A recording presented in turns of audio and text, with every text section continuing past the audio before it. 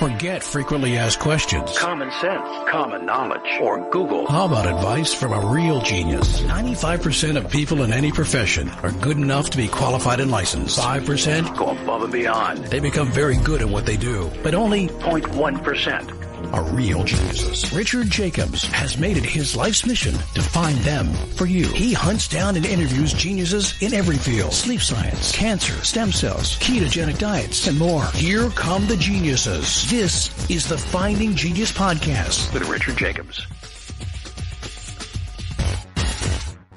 Before we begin, a note from our sponsor. I'm Richard Jacobs, Executive Director of the nonprofit Finding Genius Foundation and host of the Finding Genius Podcast.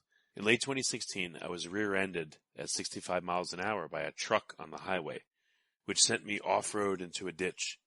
The impact of the collision gave me a concussion and other injuries. At the hospital, a CT scan showed that I had thyroid nodules, which turned out to be cancer. It was then, when I had a biopsy in my neck, that I realized even if I was a millionaire, I wouldn't want a second or a third biopsy due to the pain and the invasiveness of it. And appointments at that time for thyroid experts were 3 to 6 months out. And I was worried about dying now, even if that was irrational. So because of this, I've decided to raise money to conduct a literature review on steroids, on the causes of anxiety and depression, a condition that affects well over 50 million people in the United States and hundreds of millions worldwide. Our goal is to create a codex, a guide that reveals all possible treatments for anxiety and depression for people that live with the condition, or for loved ones that have it, as my wife and my son do. To find out more about our fundraiser, visit findinggeniusfoundation.org and click on Current Initiatives. And now, to our guest. Hello, this is Richard Jacobs with the Finding Genius Podcast, now part of the Finding Genius Foundation. I have a really cool guest today, Seth Dillon, the CEO of the Babylon Bee. And the Babylon Bee is an online publication that I read, and they're hilarious. You know, they've got just great satire, a lot of it political. I was an avid reader of The Onion for probably 20 years, which was, somewhat similar. And The Onion seems to have fallen off in recent years, and the Babylon Bee is rising. And I just think it's awesome. And I'm so excited to speak to Seth. So, Seth, thanks for coming. Yeah, thanks for having me on. Yeah, tell me, how did you get into the position you're in? Like, what's your history? Were you always, a jokester, or what's your background?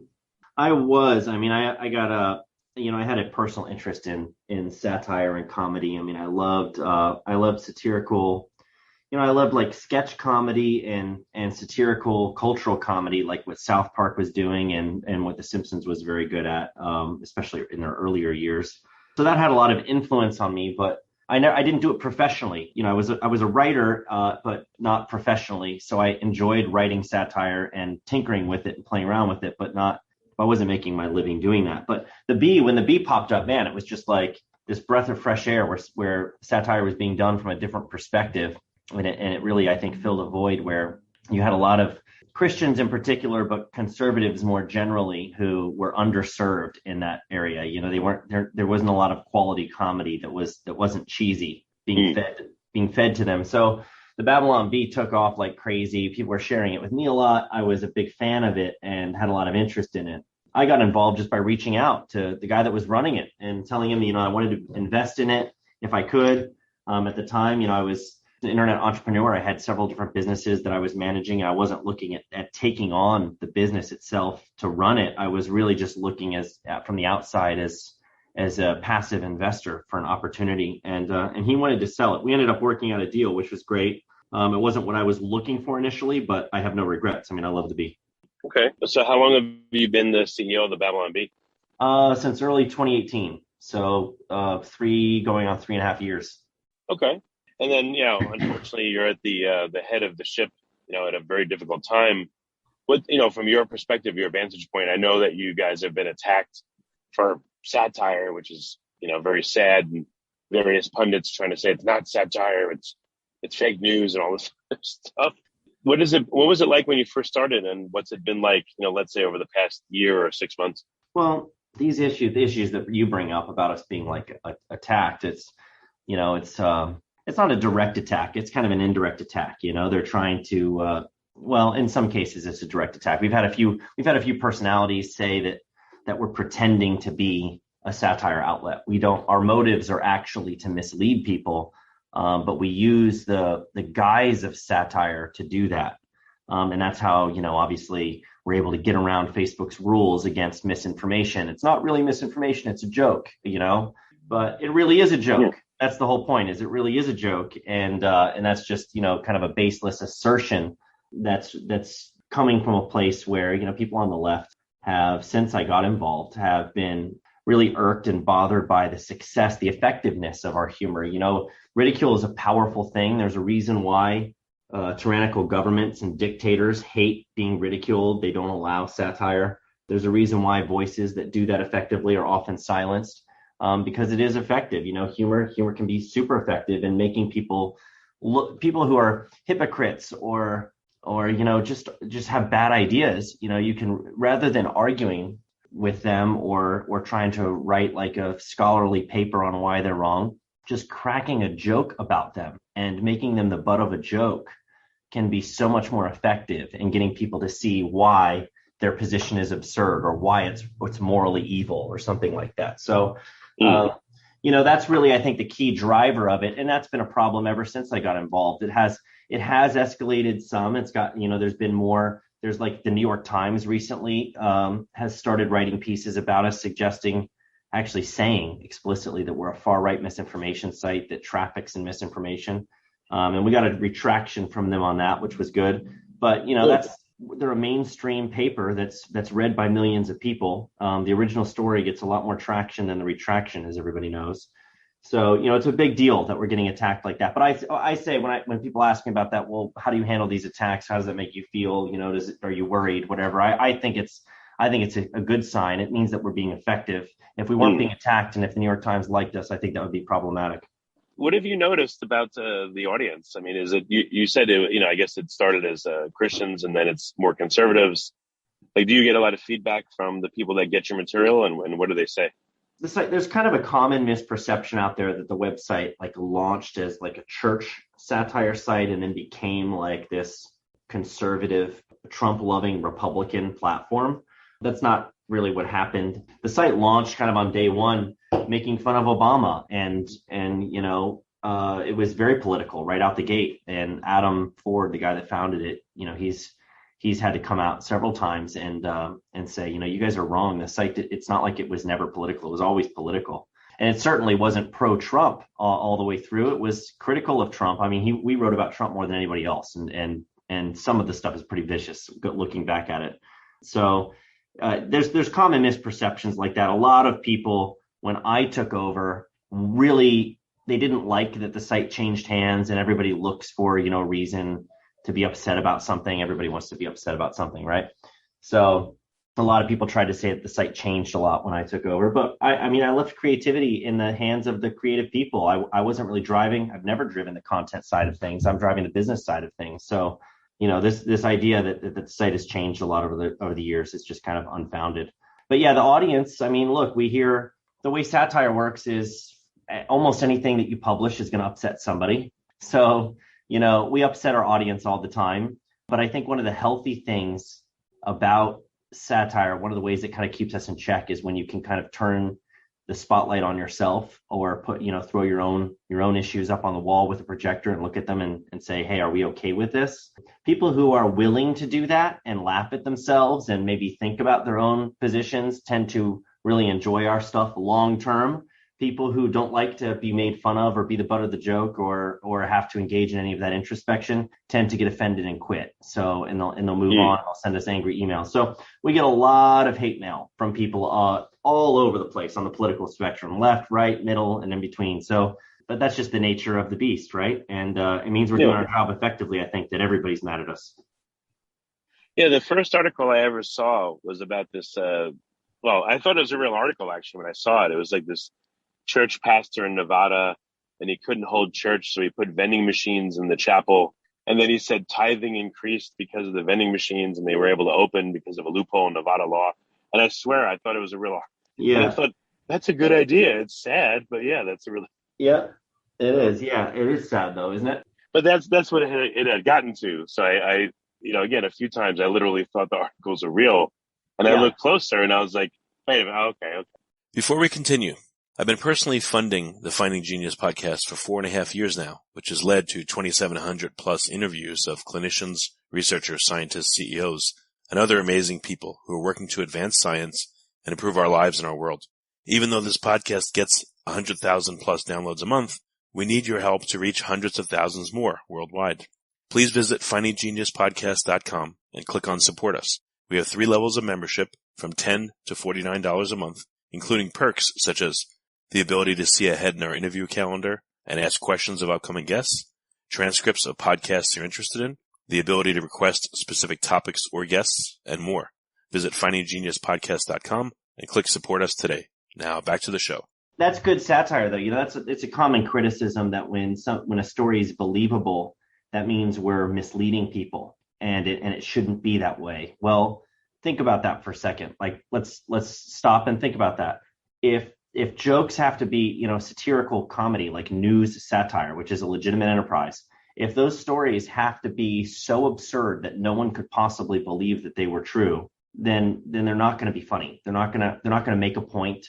They're just going to come out of nowhere, and you're going to wonder, why was this written? When a satirical story is actually believable, that's an indictment of whoever you're satirizing. It means that the person that you're satirizing, their behavior, their actions, their words have been such in the past that one could see them doing this thing that you've just made up, right? Yeah, exactly. It's plausible. So the plausibility of it is an indictment of whoever you're satirizing. It's not an indictment of satire. So that's an important point to make, because that is really probably one of the most common criticisms leveled at us from the left, is that we are where people are believing our stories and sharing them as if they're true. Well, that's what does that really mean? I think it means that we're onto something. It means that there's truth to the points that we're making. It doesn't mean that we're deliberately deceiving people. Yeah, no, if you can't laugh, I see the Babylon Bee too as a mental refuge. It has been for me for the past year and a half with all this stuff going on. If you can't laugh, if you can't get a little bit of lightheartedness, then what's left? The eternal drumbeat of the negative mainstream media telling you to be afraid and you're going to die. So thank you for what you guys do. It's been a real light in the darkness, and I think it has for a lot of people. Levity is important, especially in dark times. Yeah, for sure. I think but it's healthy for a couple of reasons. Like I said before, I think it's important to be able to laugh at yourself. Everybody takes themselves so seriously in present day. Everybody's so anxious to be a victim. They're so eager to be a victim and to be offended by something and to have someone apologize to them and to whine and cry about how upset they are by something. There's this really weird thing where that's how you score points. That's virtue points. And there seems to be a competition in our society where people are trying to score the most virtue points. And it's just, it's unhealthy. It's unhealthy mentality. And I think that people, if they can actually break out of that and be willing to laugh and be willing to say, hey, look, offensive jokes, it's easier to defend offensive jokes, which might make somebody uncomfortable, than it is to defend silencing the comedians who make them. I think that's more problematic than the offensive jokes themselves. But the younger generations don't really see that.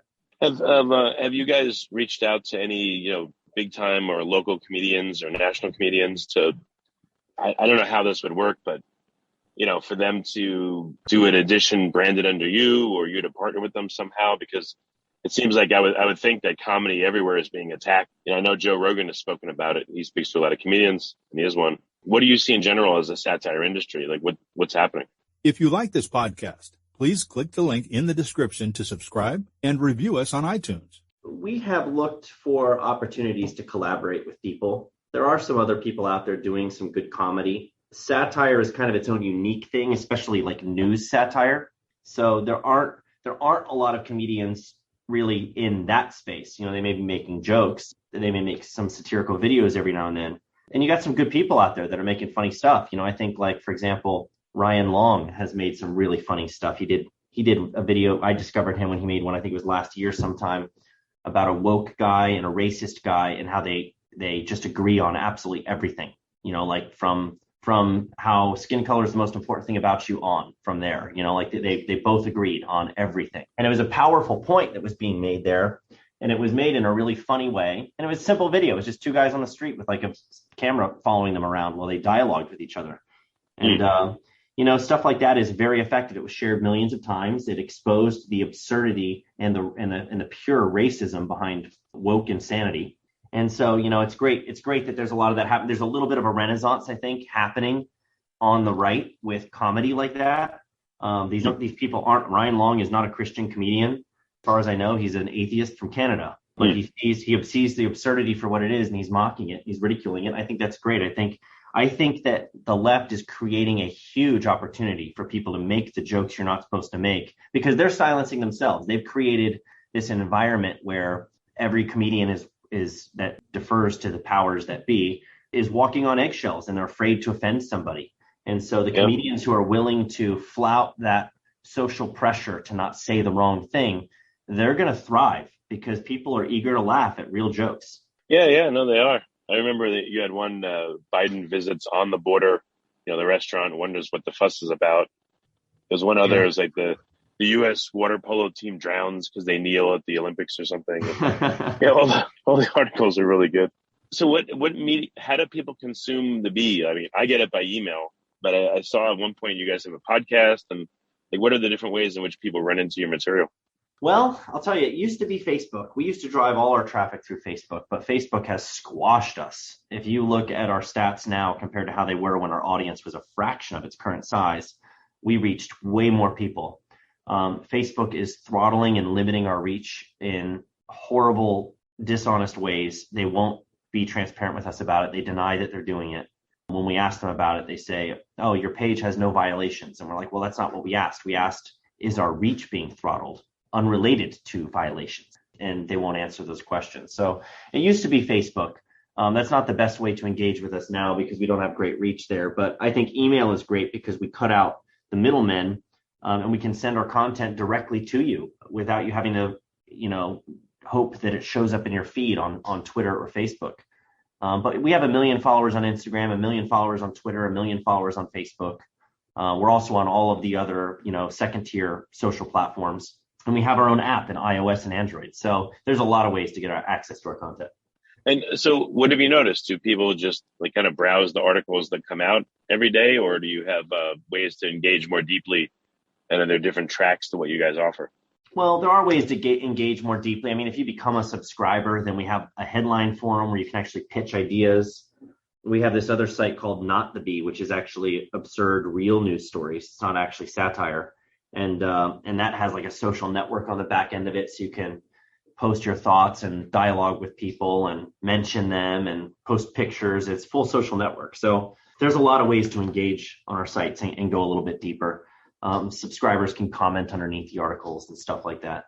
But I think the headline forum is cool because you can actually creatively collaborate with our writing staff, which is kind of fun. So people like that. Yeah, I remember The Onion. I wanted to write for them, but they had this big disclaimer: we won't accept anything and we'll just throw it away. And I'm like, come on, guys. Not only you could be funny, maybe other people can too. Right, so that's really cool that you let people do that. That's great. Yeah, it's a lot of fun. So yeah, I know you got to go very soon. What do you sense has been the impact of the Bee, over the past, let's say, even the past year and a half? Like, do you have any feedback from listeners, or like, what have you seen, some of the large trends with what you do or how you're affecting communities? Well, I mean, for one thing, we want to embolden people. There's a couple of ways to gauge success, right? We've grown dramatically in terms of our traffic and our reach, and that's great. It means that we're making more money. It means that we're able to grow and hire more people. All of that is good. I think the impact that we have is another way of gauging that, just the feedback that we get from people who are appreciating the levity that we're bringing to things, the absurdity that's going on in the world, like being able to laugh, but also, speaking truth to culture on some really thorny issues that you're not really supposed to talk about. We do that too, very boldly, and hopefully embolden other people. But I think another measure of success is the attacks themselves. I mean, like I said, I think it's a sign that we're doing something effective if people are coming after us and trying to shut us up, especially the most powerful people in media. So, it's there's a handful of things that I would look at to try to gauge, what kind of impact we're having and what kind of success we're having. But, ultimately, at the end of the day, we want to make people laugh and we want to make them think. And the mission from my perspective is to ridicule bad ideas. That's as succinctly as I can put it. We want to ridicule bad ideas wherever we find them. before they can take root in the minds and hearts of young people and poison their brains and souls. So ridiculing those bad ideas is really the mission. So, I think it's are we saving lives? No, but I still think it's a noble effort, and we're having fun in the process. Yeah, and like I said, on the mental front, I bet you've, again, made millions of people's days better enough that they're not, they haven't gotten to a point where they're just going to, I don't know. I mean, I'm just saying, like, for me, it's just mentally, it's been a big boost. So I think that's probably the best effect you've had on a lot of people is if they can laugh once in a day amidst all the negative stuff, then their day is better. Hey, I just got a message earlier today on Instagram from somebody who said he's going through a dark time, but we keep him laughing. So he wants us to keep it up. So, stuff like that, for every person who sends a message like that, there's other people feeling things like that or thinking things like that and not voicing it. So, that means a lot. I mean, it doesn't have to be millions of people who are affected that way for it to be meaningful. Yeah. Oh, excellent. All right. So last question or so, what's the future plans for the Bee? Can you say them? Or what new things are coming that people may be interested in? We have some potential things coming down the road that I can't talk openly about, but I mean, one of the main things that we're trying to do is expand the way that we deliver content. If anyone has been following us closely, they'll see that we've started to post a lot of videos on our YouTube channel. We never had a YouTube channel up until the last year. So video is a new thing for us. We're doing animations, we're doing short sketches, we're doing mockumentaries, we're doing music videos, we're doing a bunch of silly stuff. And the quality of it is improving over time. So keep an eye on that. We'll continue to go down that road and do more media. Okay, very good. And where can people find the Bee? Do they just Google it, or like what's the best way to get on your list and start getting the content? Yeah, go to babylonbee.com. Get on the email list for sure. Click on the newsletter link and enter your email. Sign up. That is really the best way to connect directly with us. Okay. Babylonbee.com. That's it. So Babylon Bee and also Not the Bee, people can look that up too, right? Oh yeah, Not the Bee is so much fun, man. Got to check out Not the Bee. It's all the absurd stories that should be satire, but somehow are not. Well, very good. Well, Seth, thank you so much for coming, and thank you for what you do. I appreciate it. Yeah, man. Thank you. I appreciate it. Thank you for having me on. If you like this podcast, please click the link in the description to subscribe and review us on iTunes. You've been listening to the Finding Genius podcast with Richard Jacobs. If you like what you hear, be sure to review and subscribe to the Finding Genius podcast on iTunes or wherever you listen to podcasts. And want to be smarter than everybody else? Become a premium member at findinggeniuspodcast.com. This podcast is for information only. No advice of any kind is being given.